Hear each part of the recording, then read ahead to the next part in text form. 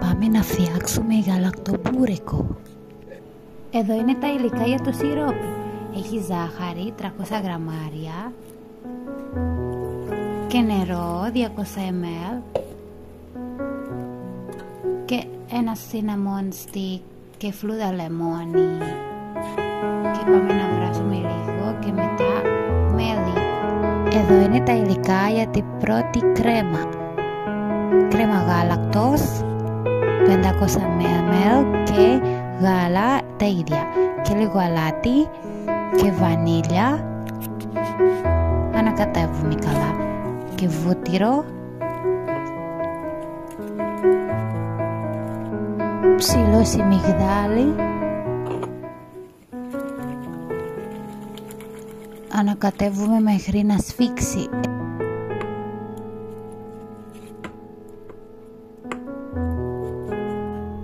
Για την κρέμα 2 ζάχαρη και 4 αυγά.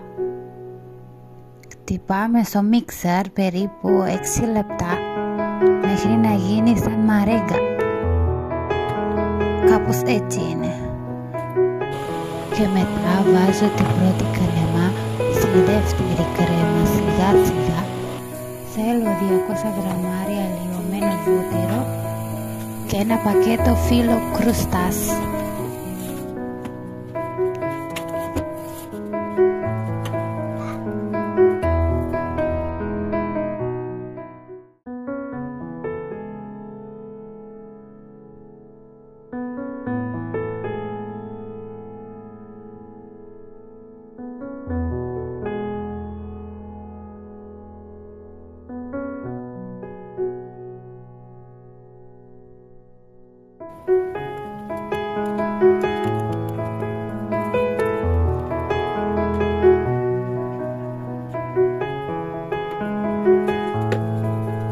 Πέντε φύλλα από κάτω και 5 φύλλα από πάνω.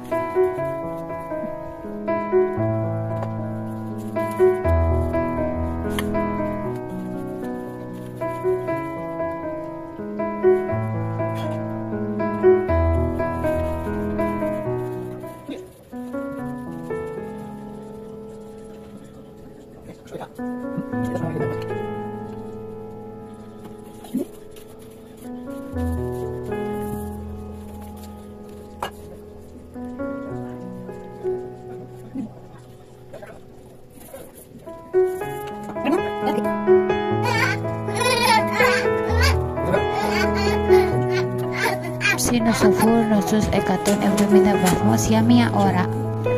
Τώρα βάζω σιρόπι παντού.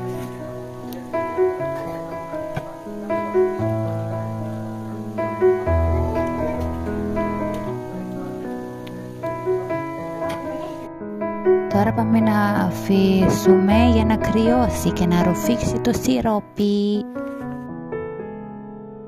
Έτοιμο το γαλακτομπούρικο μας. Πάμε να δοκιμάσουμε. Καλή όρεξη!